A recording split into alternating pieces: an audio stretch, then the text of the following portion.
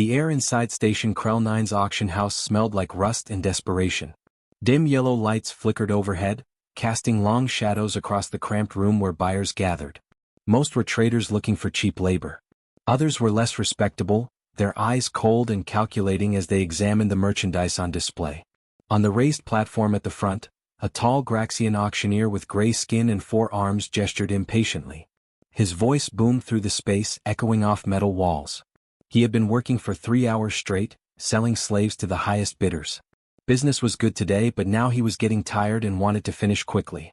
The next item shuffled onto the platform and several buyers looked away in disgust. It was a small Velkan girl, perhaps 12 standard years old, though malnutrition made her look younger. Her reptilian scales, which should have been bright green, were dull and covered in old scars. Some scales were missing entirely, revealing rough skin beneath. Her clothes were little more than torn rags, and she kept her head down, refusing to look at the crowd. The auctioneer grabbed her thin arm and pulled her forward. She stumbled but caught herself, still staring at the floor. Her hands trembled slightly. "Here we have a Velkan female," the auctioneer announced without enthusiasm. "Young enough to train, old enough to work. Starting bid is 5 credits. Silence filled the room. Nobody raised a hand. A few buyers whispered to each other and shook their heads. One alien merchant near the front laughed quietly. The auctioneer's expression soured. "Come now, 5 credits is nothing. She can clean, carry loads, basic labor tasks." Still nothing.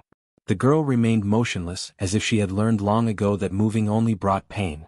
"Fine," the auctioneer growled. 3 credits. Surely someone needs a worker for 3 credits.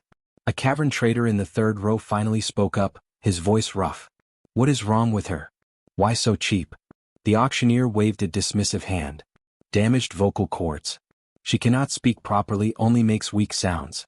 But she can follow orders just fine." The cavern trader snorted and turned away.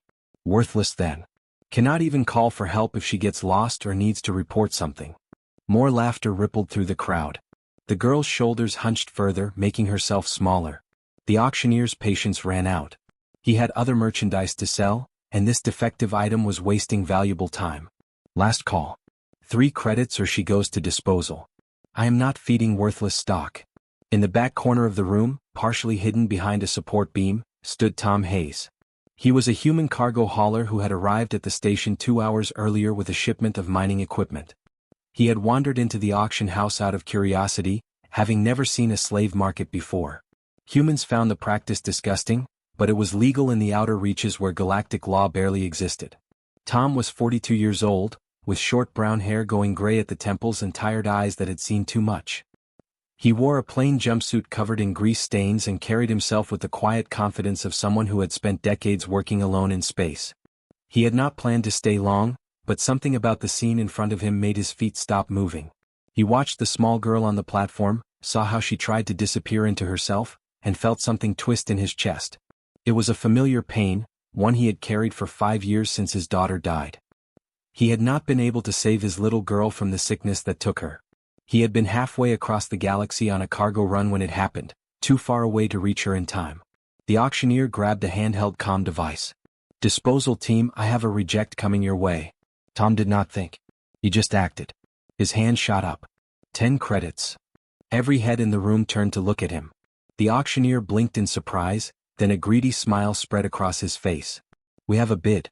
10 credits from the human in the back." The cavern trader who had rejected the girl earlier laughed out loud. "The human wastes his money on broken goods. Typical." Others joined in the laughter, but Tom ignored them. He pushed through the crowd and approached the platform, pulling a credit chip from his pocket. The auctioneer took it eagerly, scanning it to verify the funds. 10 credits transferred instantly. "Sold to the human," the auctioneer announced. He shoved the girl forward and she stumbled down the platform steps.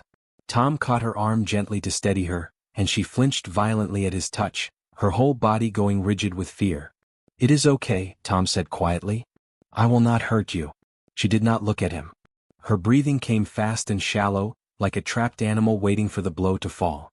Tom carefully released her arm and gestured toward the exit. "Come on. Let us get out of here."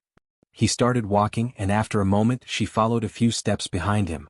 Her bare feet made no sound on the metal floor. The other buyers watched them leave, still chuckling about the foolish human who had paid good credits for worthless merchandise. Tom's ship, the Long Haul, was docked in Bay 7. It was an old Terran cargo hauler, battered and worn but reliable. He had owned it for 15 years, making runs between colony worlds and stations, carrying everything from food supplies to construction materials. It was not much, but it was home.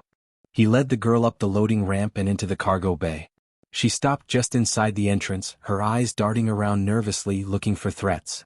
The bay was half filled with empty storage containers and equipment. Everything was old but clean and well maintained. "Wait here," Tom said. He disappeared into a side corridor and returned a minute later carrying a blanket, a bottle of water, and a ration bar. He set them on top of a nearby crate and stepped back, giving her space. The girl stared at the items but did not move. Her eyes flickered between the food and Tom's face, confusion clear in her expression. "It is for you," Tom explained. "You must be hungry. And thirsty." She remained frozen, not understanding. In her experience, nothing came without a price. Kindness was always a trick, a way to lower her guard before the real punishment began. Tom sighed and sat down on another crate several feet away. He deliberately turned his attention to a data pad, checking cargo manifests and trying to appear non-threatening. Several minutes passed in silence. Finally, moving like she expected to be struck at any moment, the girl reached for the water bottle. Her hands shook as she opened it. She took one small sip, then another, then drank half the bottle in desperate gulps. She grabbed the ration bar next, tearing open the wrapper with her teeth and eating so fast she nearly choked. Tom watched from the corner of his eye but said nothing. When she finished, she pulled the blanket around her shoulders and sank down onto the floor, wrapping herself tightly. Her eyes stayed fixed on him, wary and waiting. "My name is Tom," he said gently. "What is yours?" She opened her mouth and a weak, strangled sound came out. Her damaged vocal cords could not form words properly. Frustration and shame crossed her face and she looked away. "That is all right," Tom said. "You do not have to tell me now." He stood up slowly and she tensed. "I am going to start the engines and get us out of here. There is a small cabin through that door if you want somewhere more comfortable. But you can stay here if you prefer. Whatever makes you feel safe." Tom walked toward the cockpit, leaving her alone in the cargo bay. As he started the pre-flight sequence, he wondered what he had just done. He had no plan, no idea how to help a traumatized alien child who could not even speak. But when he thought about leaving her in that auction house, heading for disposal like garbage, his hands tightened on the controls. He could not save his daughter. But maybe, just maybe, he could save this one. The first 3 days were the hardest. The girl stayed in the cargo bay, curled up in the corner with the blanket wrapped around her. She barely moved except to use the small washroom Tom showed her. She ate the food he left nearby, but only after he walked away and turned his back. She watched him constantly with those large golden eyes, tracking his every movement like prey watching a predator. Tom gave her space. He went about his work, piloting the ship between stations and colony worlds, loading and unloading cargo, maintaining the engines. He talked to her sometimes, keeping his voice low and calm, not expecting answers. He told her about the weather on the planets they passed, about the stars visible through the cockpit window, about nothing important. Just filling the silence so she knew where he was. On the 4th day he found her standing in the doorway of the cargo bay, looking into the main corridor. She backed away quickly when she saw him, but it was progress. She was getting curious, starting to explore her environment instead of hiding. On the 6th day, Tom was eating breakfast in the small galley when she appeared in the doorway. He glanced up, smiled briefly and went back to his food without comment. After a long moment, she crept inside and sat on the floor near the far wall, watching him eat. He finished his meal, cleaned his dish and left the room. When he came back an hour later, she was gone, but the spare ration bar he had left on the counter was missing. By the end of the 2nd week, she was following him around the ship at a distance. When he worked on repairing a coolant leak in the engine room, she stood in the doorway watching. When he sorted cargo containers in the bay, she sat on a crate nearby. She never came close, always maintaining at least 3 meters between them, but she was there. Tom decided it was time to try something new. He pulled out a datapad and a stylus, sat down at the galley table and started writing simple words. Ke, dok, chip, star. He held up the datapad so she could see from where she stood near the doorway. She tilted her head, interested. Tom wrote more words, then drew simple pictures next to them. A stick figure person. A circle for a planet. A triangle for a ship. Her eyes tracked the stylus movements. He set the datapad on the table and walked away, leaving it there. 20 minutes later, when he returned, she was sitting at the table holding the stylus awkwardly. She had written something, the letters shaky and uneven. Tom leaned over carefully to look. Lira. Her name. She had written her name. Tom felt his throat tighten.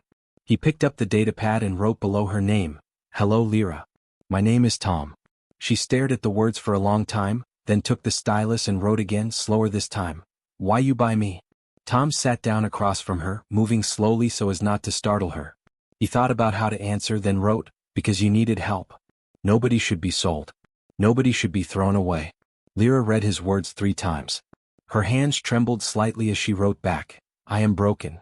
Not worth credits." Tom shook his head and wrote firmly, "You are not broken. You are a person. All people have worth." She did not respond to that, just stared at the screen. But she did not run away either. They sat together in silence for several minutes before Tom stood up and went back to work. He left the datapad on the table, and over the next few days, Lira filled it with words. She wrote about being sold at age 6 by her family. They were poor and had too many children to feed. She was the smallest and weakest, so they chose her. She wrote about the first owner who beat her when she cried. The second owner who damaged her vocal cords when she screamed during a punishment. The third, fourth, fifth owners, each one worse than the last. 7 owners in 6 years. 7 different kinds of cruelty. Tom read her words late at night when she was sleeping in the small cabin he had set up for her. He sat alone in the cockpit, staring at the datapad screen, and felt rage burning in his chest. Not at her, never at her, but at the galaxy that allowed such things to happen. At the systems that treated children as property. At every person who had hurt this small, fragile being. He started writing back to her, sharing his own story. He had been a combat medic in the Earth Defense Forces 20 years ago. He had seen war, had patched up soldiers under fire, had held dying friends in his arms. After his service ended, he became a cargo hauler, wanting peace and quiet. He met a woman named Sarah on a colony world, fell in love, got married. They had a daughter, Katie. Beautiful, smart, full of laughter. When Katie was 7, she got sick. A rare blood disease that colony doctors could not treat. She needed specialists on Earth, but Tom was 3 weeks away on a cargo run when he got the message. He broke every speed regulation trying to get back in time, but space was vast and ships could only go so fast. Katie died 2 days before he arrived home. Sarah left him 6 months later. She could not forgive him for being gone, even though it was not his fault. Tom did not blame her. He could not forgive himself either. Lira read his story on the datapad, then found him in the engine room. She stood in the doorway for a long time before approaching slowly. She stopped an arm's length away, closer than she had ever been before, and reached out hesitantly. Her small hand touched his arm for just a second before pulling back. Tom looked at her and saw tears in her golden eyes. He smiled sadly. "We have both lost things, have we not?" She nodded. Then for the first time she tried to speak. The sound that came out was rough and broken, barely recognizable, but Tom understood it. "Sorry." "You have nothing to be sorry for," he said gently. Over the following days their bond grew stronger. Lira started helping with small tasks around the ship. She organized tools in the engine room, wiped down surfaces in the galley, sorted cargo containers by size. She moved carefully, always expecting punishment for mistakes, but Tom never raised his voice. When she dropped a wrench and it clattered loudly on the floor, she flinched and covered her head with her arms. Tom just picked it up and handed it back to her. "Accidents happen," he said calmly. "No harm done." She stared at him like he had spoken a foreign language.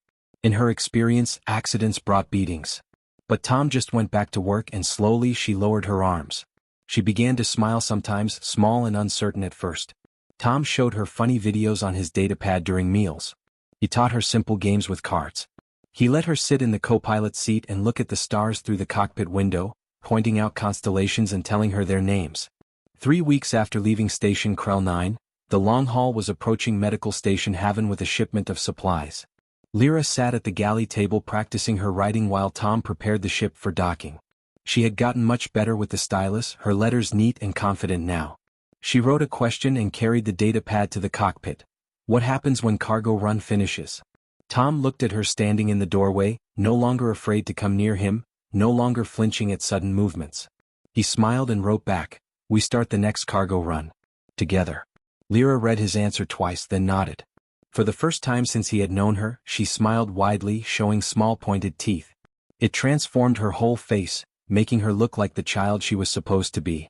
Tom felt something warm settle in his chest, something that had been cold and empty for 5 long years. Maybe they could both heal. Maybe they could both find something worth holding on to. Medical Station Haven floated in orbit around a small green planet called Velair 3. The station was massive, shaped like a wheel with 12 spokes connecting the outer ring to the central hub. Thousands of people lived and worked there, providing medical care to colony worlds throughout the sector. Ships arrived daily bringing patients, supplies, and medical personnel from across the galaxy. Tom guided the long haul into Docking Bay 5 and began the usual routine of unloading cargo. This delivery was important, medical supplies needed by the station's pharmacy. Lira helped him move the containers onto hover carts, working quietly beside him. She had gotten stronger over the past 3 weeks, her scales looking brighter and healthier from regular meals. A docking supervisor met them at the cargo bay entrance, checking the manifest on his datapad. He was a Torgathy, tall and thin with blue-gray skin and 3 eyes arranged in a triangle on his face. "Everything looks correct," he said after scanning the containers. "Medical supplies delivered on time. Payment has been transferred to your account." Tom nodded. "Thank you. I need to refuel and restock food supplies before the next run." "Of course. You can use station services for the next 24 hours. The supervisor glanced at Lira, who stood slightly behind Tom. "Is that a Velkan child? We do not see many of her species here." "She travels with me," Tom said carefully, his tone suggesting the conversation should end there. The supervisor picked up on the hint and left without asking more questions. Tom turned to Lira and gestured toward the station corridor. "Want to see the station? We have time before we need to leave." Her eyes lit up with interest. She had spent the entire 3 weeks on the ship and had never seen the inside of a real station before. She nodded eagerly and followed Tom through the docking area into the main corridor. Medical Station Haven was beautiful inside. The corridors were wide and clean with white walls and soft lighting. Plants grew in vertical gardens along the walls, their leaves bright green and healthy. Windows looked out onto the planet below, showing swirling white clouds and blue oceans. People of dozens of species walked past, doctors and nurses in medical uniforms, patients in robes, visitors carrying flowers and gifts. Lira walked close to Tom, overwhelmed by the noise and activity but fascinated by everything she saw. They passed the children's ward where young patients played in a common room. Through the window, Lira could see alien children laughing and chasing each other, attended by smiling nurses. She stopped and stared, pressing her hand against the glass. A voice spoke behind them. "That child has severe scarring on her arms and neck." Tom turned and found himself facing a Torgathy woman in a doctor's coat. Her nameplate read Dr. Kellis, head of trauma medicine.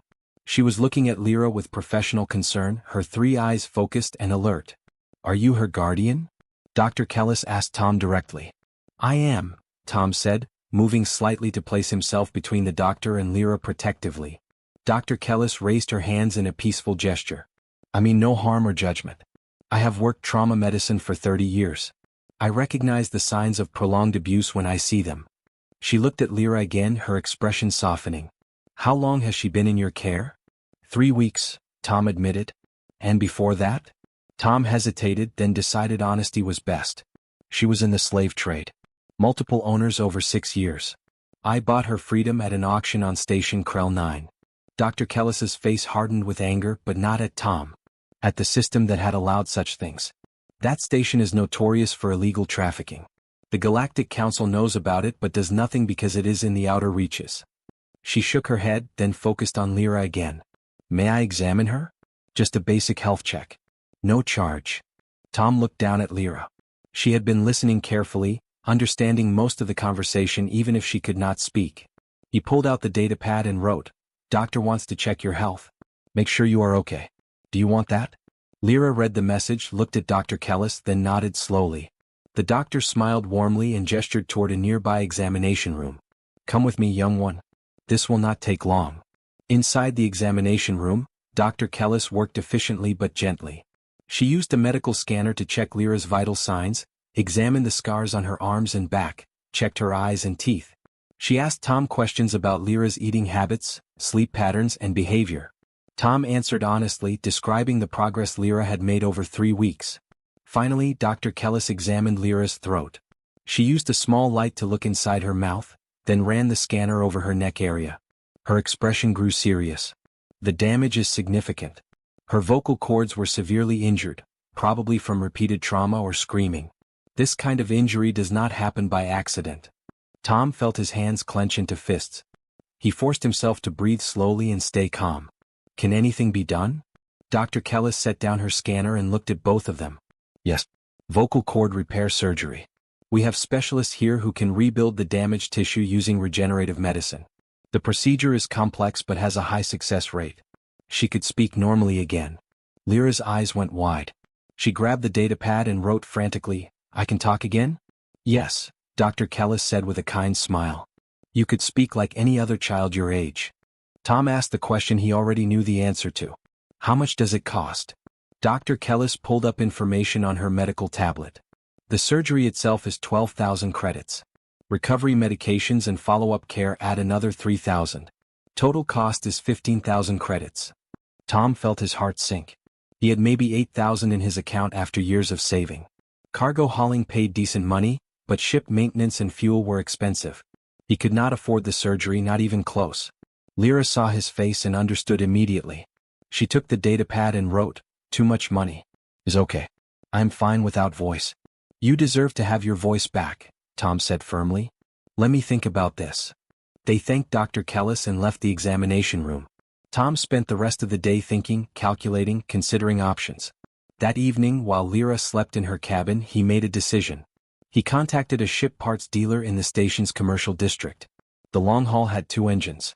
The primary engine was essential for travel, but the secondary engine was a backup system that provided extra speed and power.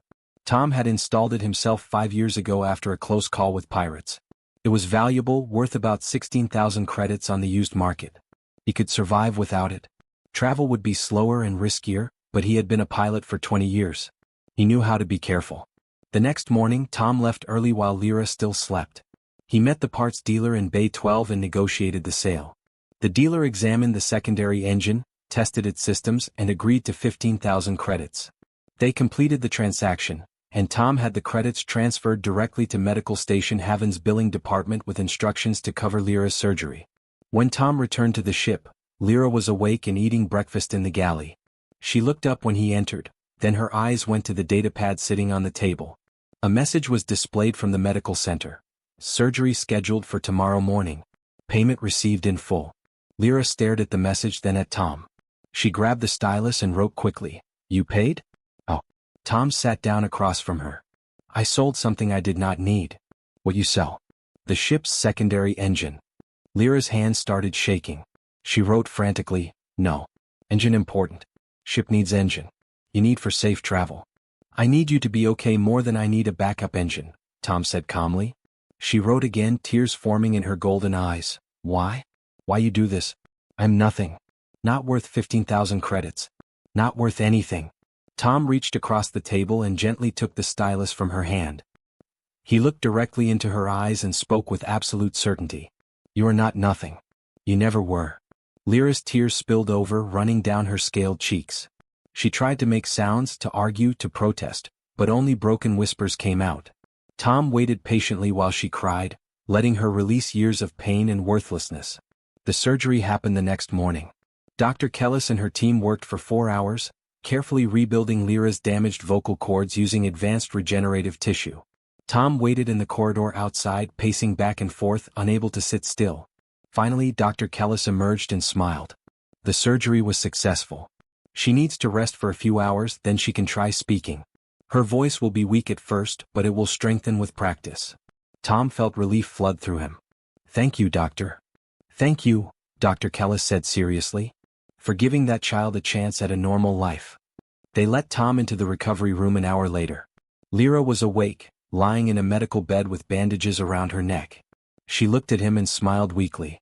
Tom pulled a chair close to the bed and sat down. "How do you feel?" he asked. Lira opened her mouth carefully. At first nothing came out.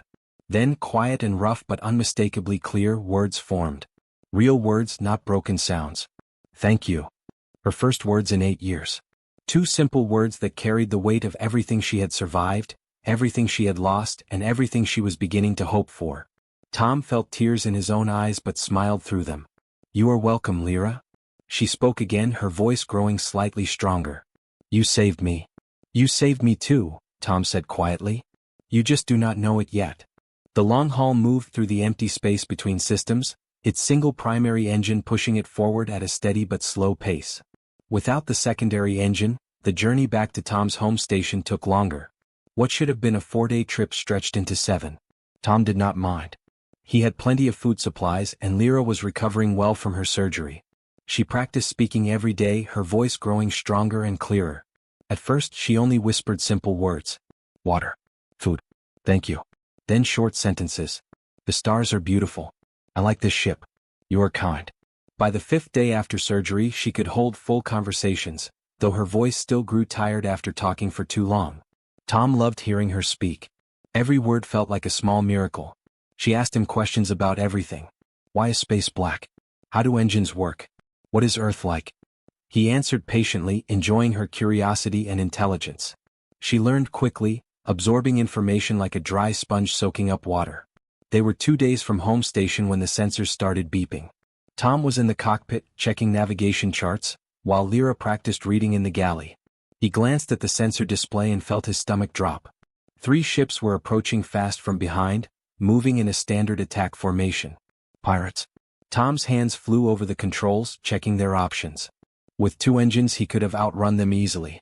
With only 1 he had no chance. The pirate ships were small and fast, built for speed and boarding actions. They would catch the long haul in less than 10 minutes. He activated the ship's comm system. Lira, come to the cockpit now. She appeared in the doorway seconds later, concern on her face. She had learned to read Tom's expressions and she could see fear there now. What is wrong? Pirates are coming, Tom said, his voice tight. 3 ships. I cannot outrun them. Listen carefully.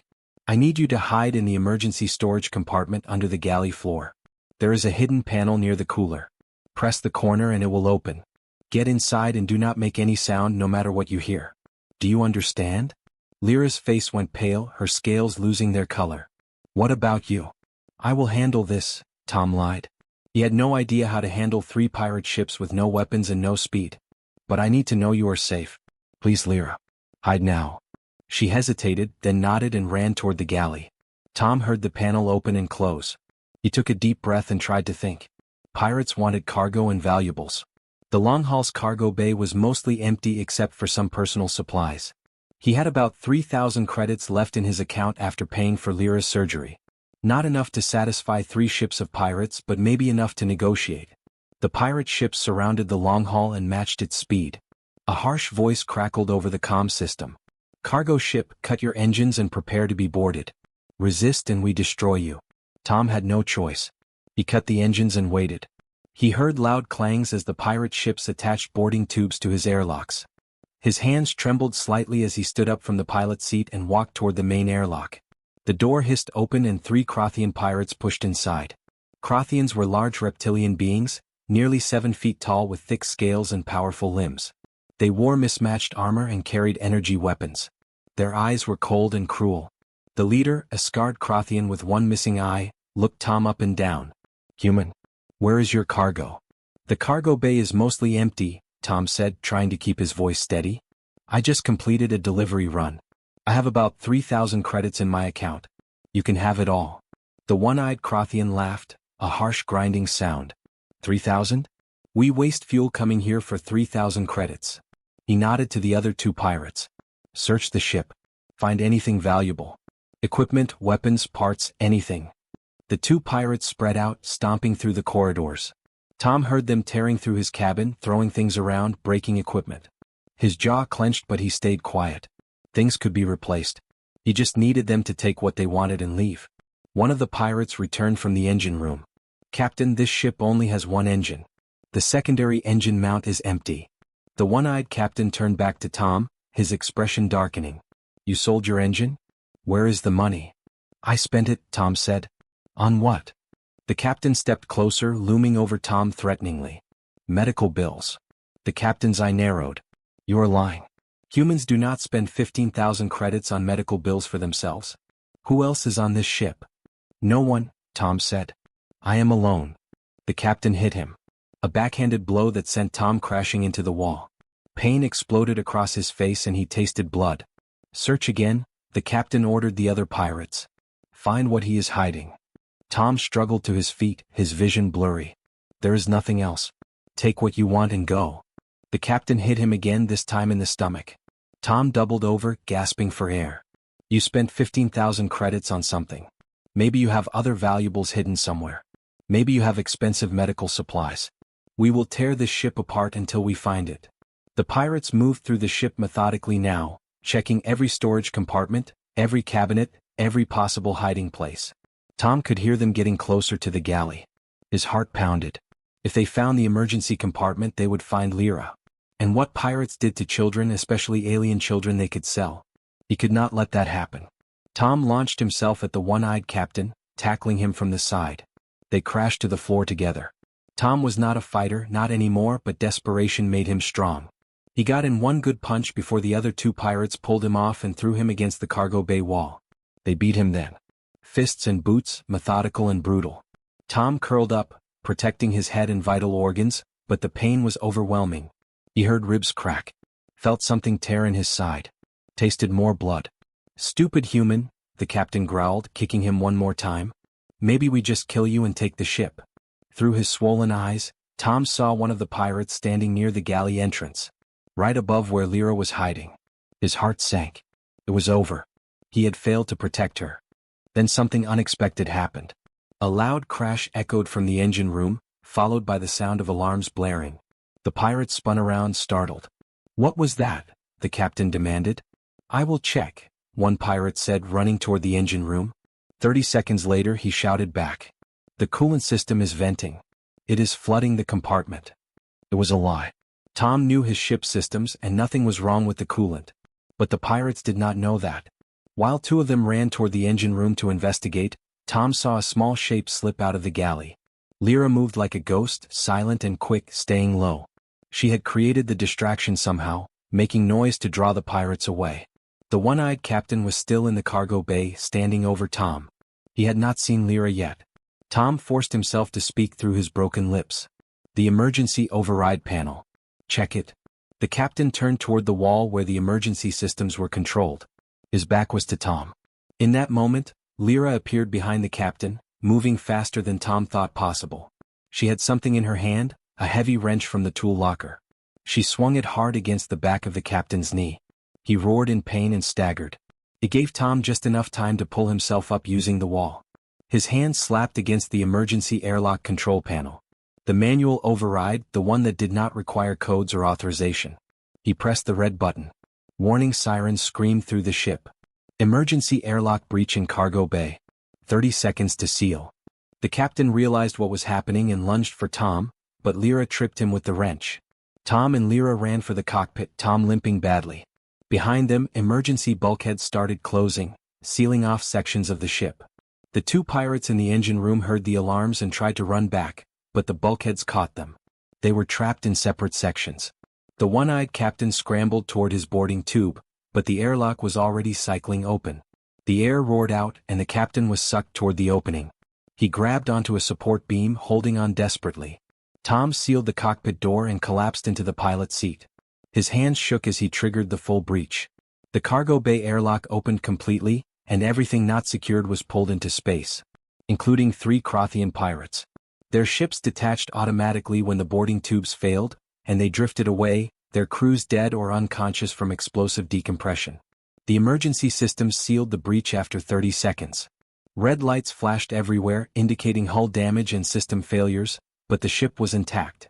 Tom activated the engine and pushed the long haul away from the pirate vessels as fast as the single engine could manage. Then he slumped in the chair, barely conscious.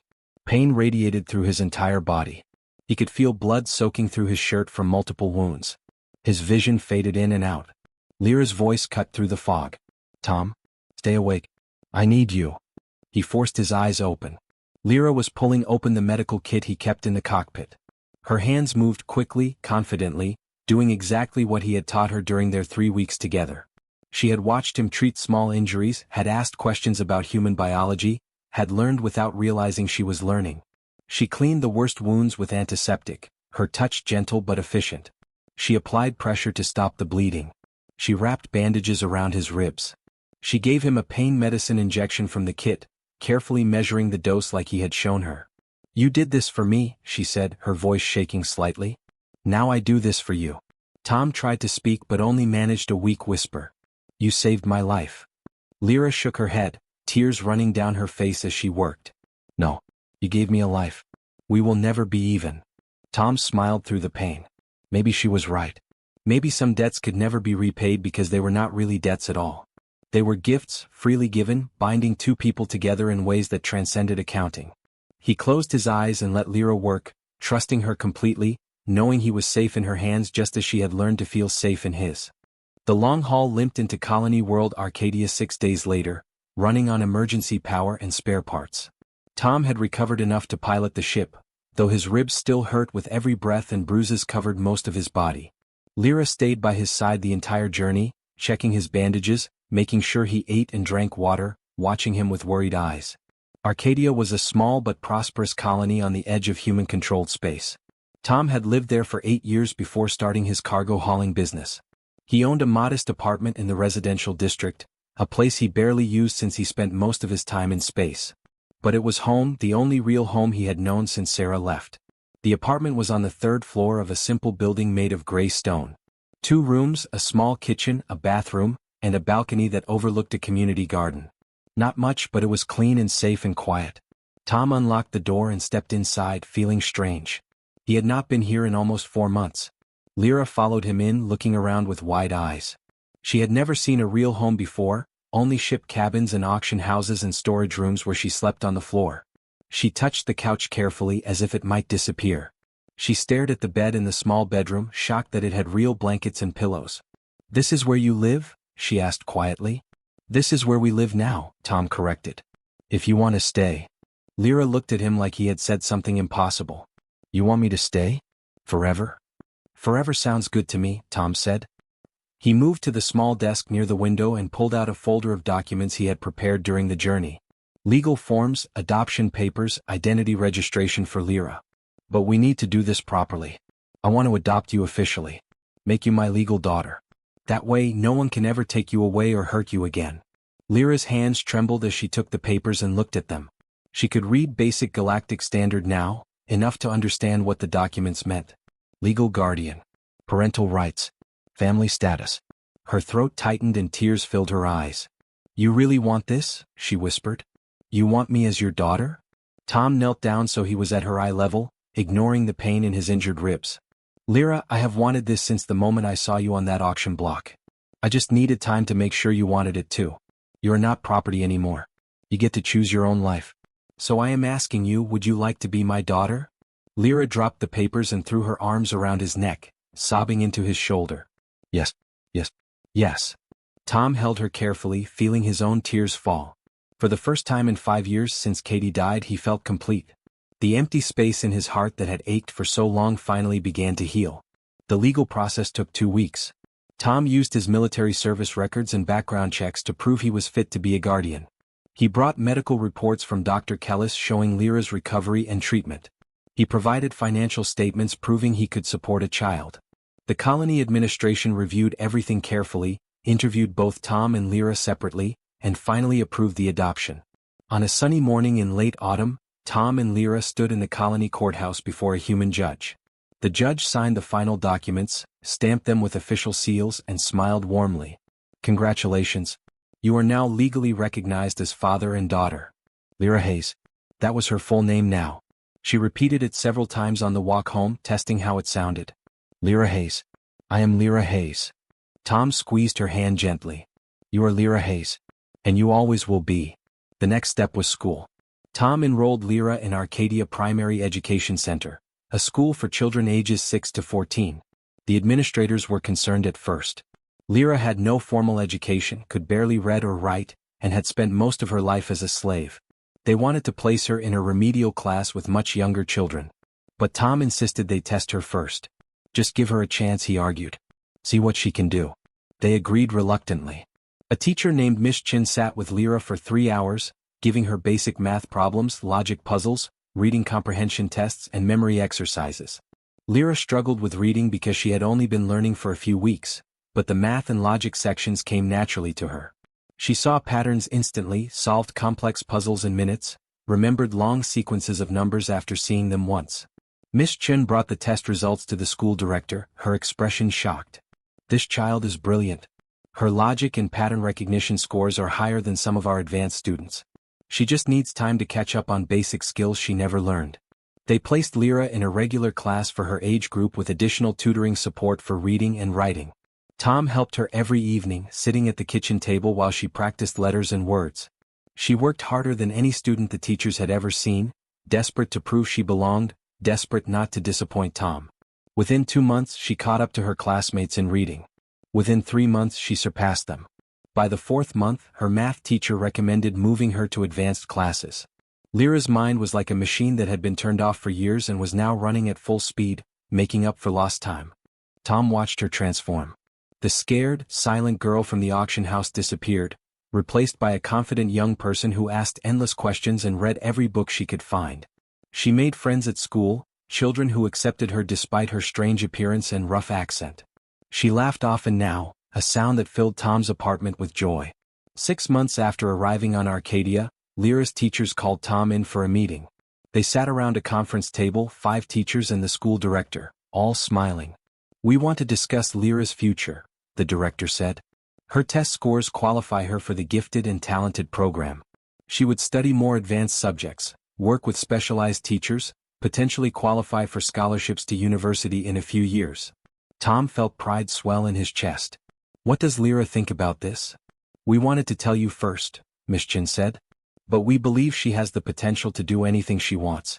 Medicine, engineering, science, anything." That evening Tom shared the news with Lira. They were eating dinner on the balcony, watching the sun set over the colony.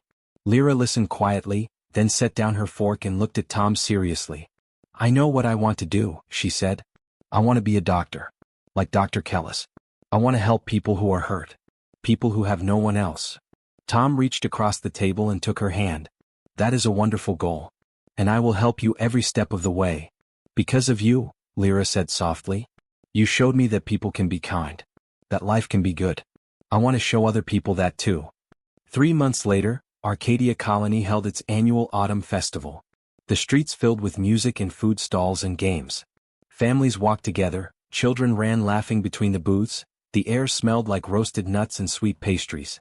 Tom and Lira wandered through the crowds, stopping to watch street performers and browse handmade crafts. Lira wore a new dress, bright blue with yellow flowers, her first really nice clothes. Her scales had grown back fully now, glossy and healthy, bright green like they were supposed to be. She had grown taller too, no longer the malnourished child from the auction but a thriving young girl. They stopped at a booth selling hot cider and Tom bought 2 cups. They sat on a bench near the central square, sipping the warm sweet drink and watching dancers perform traditional earth folk dances. Lira leaned against Tom's shoulder, comfortable and content. "I am happy," she said suddenly. "Is that strange? After everything that happened, I did not think I could ever be happy. But I am." Tom wrapped his arm around her shoulders. "You deserve to be happy. You deserve every good thing." Lira was quiet for a moment, then spoke again, her voice very soft. "Can I call you something different? Instead of Tom?" "Like what?" She hesitated, nervous. "Papa." "Can I call you Papa?" Tom felt his throat tighten with emotion. He had to blink several times before he could speak. "I would love that. Nothing would make me happier." Lira smiled up at him, her golden eyes bright. "Thank you, Papa. For everything. For finding me. For saving me. For giving me a life." Tom hugged her close, not caring that people around them were staring at the unusual sight of a human man and a Velkin child embracing. "You saved me too, Lira. You saved me from myself. From my grief. From being alone." And it was true. 4 or 5 years after Katie died, Tom had been going through the motions of life without really living. Working his cargo routes, eating and sleeping and existing but feeling nothing. The pain of losing his daughter had hollowed him out, left him empty inside. Then he saw a scared child on an auction block, worth nothing to anyone else, and something inside him woke up. The instinct to protect, to care, to love. He had bought Lira for 10 credits, but she had given him something priceless in return. Purpose. Hope. A reason to wake up in the morning. They sat together on that bench as the sun set and the festival lights came on, glowing warm and golden in the twilight.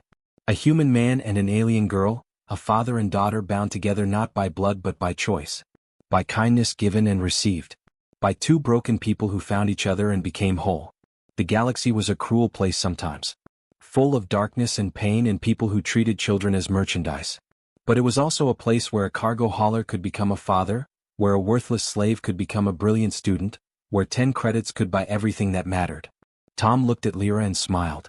The other bidders had laughed at him for wasting money on broken goods. They were wrong. They were so very wrong. She was not worth nothing. She was worth everything. And he would spend the rest of his life making sure she knew it.